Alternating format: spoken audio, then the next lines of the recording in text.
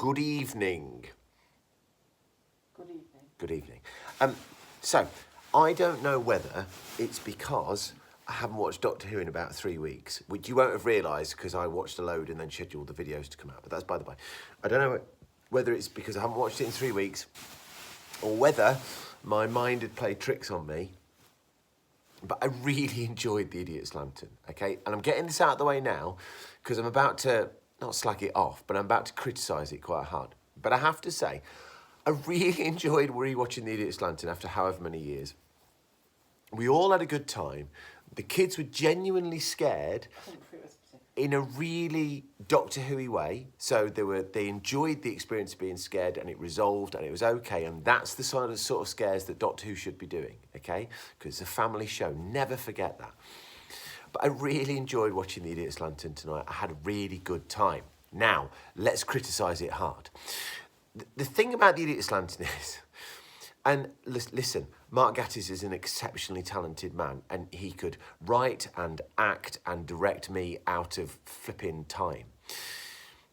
But there's something about this that just feels lumpy when you stand back from it. There's something about The Idiot's Lantern, well, some things actually, that just make it feel a little bit more clunky than your RTD stories that, you know, have been surrounding it. Because whatever flaws RTD's got, you don't notice the gaps. You don't notice the Deus Ex Machina and all that. You don't notice the plot, you know, the things that don't quite hold together.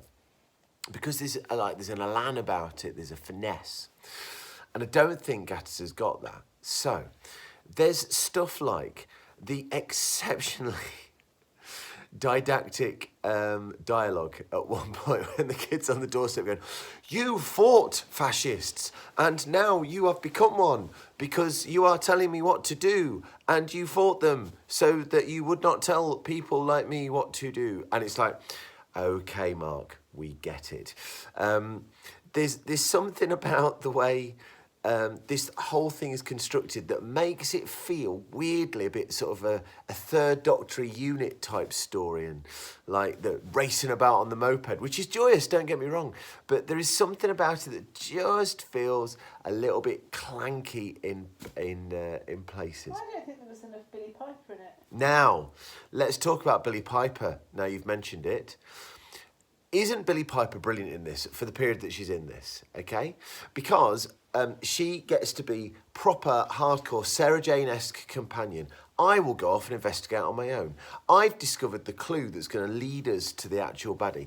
I've done that. And that scene when she enters Magpie's cottage and when she takes on the dad as well are some of the best Billy Piper bits. And I have forgotten how good they were. I'm going to come back to this point in a moment. But Billy Piper is magnificent in this. And then Gatiss does an old school Doctor Who thing, which is he puts the companion in jeopardy just to ramp up the tension before the end. Meaning, as Liv has said, you lose a lot of Billy Piper-ness towards the end of the episode, and she is one of the greatest things about it. She is absolutely class. Something else that bothers me about this is, as your main antagonist in this story, you've got Maureen Lipman. Maureen Lipman is flipping class.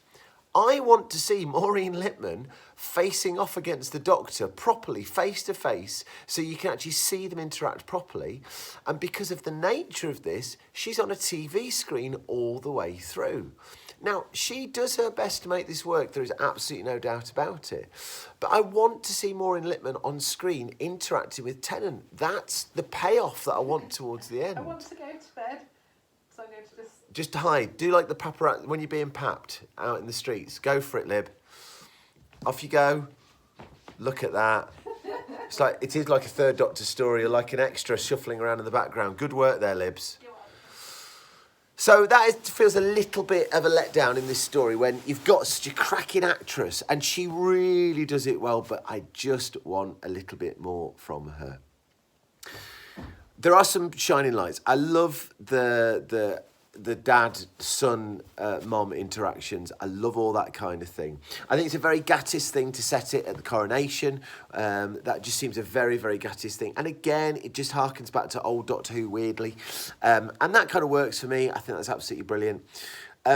It works, but it just feels a little bit clunky. Oh, do you know the other thing I noticed? all the way through, almost all the way through perhaps, you can prove me wrong if you wish, the direction has got the camera slanted. So all the straight edges go like that. Now that's fine, great. But it did, after a bit, thinking, oh, freaking hell, just straighten your camera up, Keith. But whatever, that's absolutely fine.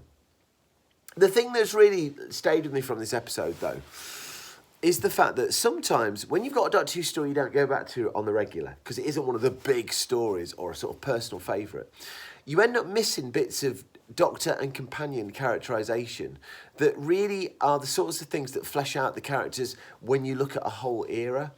So I was watching this and I suddenly thought to myself, blow me, David Tennant's actually the Doctor. And I think it's the first time that I haven't been thinking about Tennant as being the new Doctor. And all of a sudden, he's the Doctor, doing stupid doctory things. The bit where he yells at the dad, I'm not listening. And then when the copper comes in and he says, there are 3 very good reasons why you should, and he just gets clocked.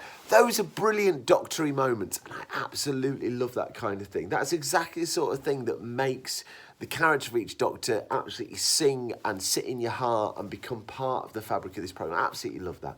Like I've said, I think Billie Piper gives an absolutely stellar performance as Rose, but as the companion here. And there's a slight distinction there in as much as she's fulfilling a role. Like I say, there's something third Doctory about this. I can't quite define it much better than that. But she really does fit into that particular role there. And it is a shame she disappears, a bit towards the end. Yeah. Listen, I don't know when the next time it's going to be I'm going to watch The Idiot's Lantern. Maybe it's going to become like a little, not a guilty pleasure, I don't do guilty pleasures, but something I return to because I just enjoyed moments of it, even though I could see the gears working in the background, do you know what I mean? Even though there were moments I was thinking, blow me, that's a bit of a on-the-nose bit of dialogue there. I really, really enjoyed it. And ultimately, what more can you ask for in a Doctor Who episode than I just really, really enjoyed it. So there we go.